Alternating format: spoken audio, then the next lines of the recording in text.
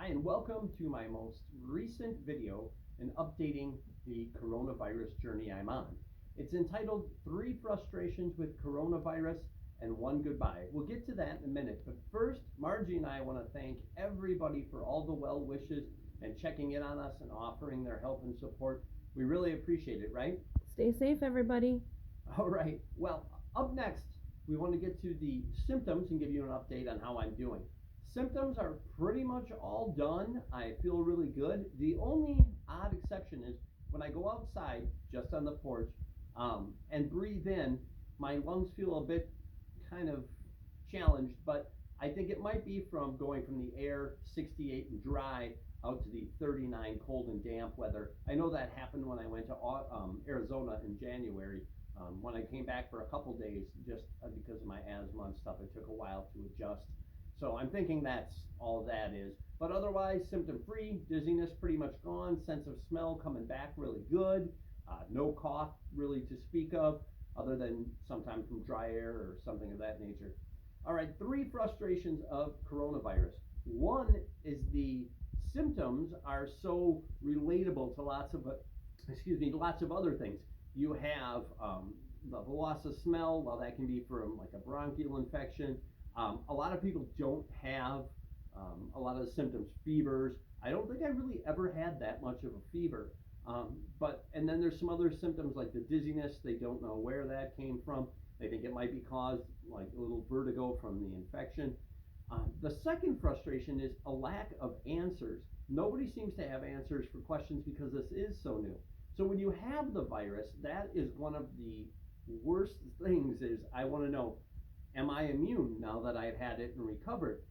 The general answer I'm getting is yes, for a period of time from like 12 to 18 months.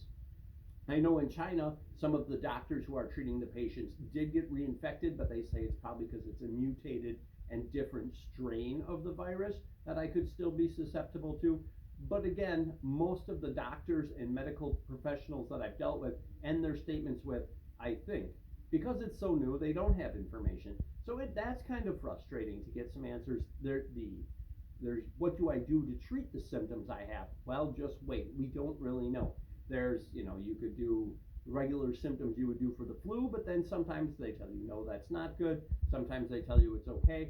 Very frustrating. The last is kind of something unique that I found since I'm getting better. Back about 2 years ago, I think, Margie would have to kind of answer this, but I had long hair. I don't remember when that all ended, and there was certain stigma when people would meet you, long hair, earrings, and I would get that, but inside I knew that I was always kind of who I am, the guy who likes to help other people, and then I decided to cut my hair. However, I decided to give myself a mohawk. Again, just when people would see me, mohawk, earrings, there was that little stigma to it, but again, inside I knew who I was. Well, now recovering from this, and I'm going to be going back to work hopefully next week. We'll see how all that is with being cleared and just going out in public. There is that certain sort of you've had coronavirus, and which really makes me probably one of the safer people to be around. I mean, I have antibodies, but there is an interesting stigma that I never really had to deal with before. So working through that, it's kind of interesting. I would love your guys' comments and feedback about that. I really want to say I hope sharing my journey with you has brought a sense of calm, maybe answered some questions you have or concerns. If you have any more, feel free to leave them in the comments below, and I will certainly do my best to answer them with what I know. In terms of the 1 goodbye, I'm not going to be sharing too much to a lot of the local pages.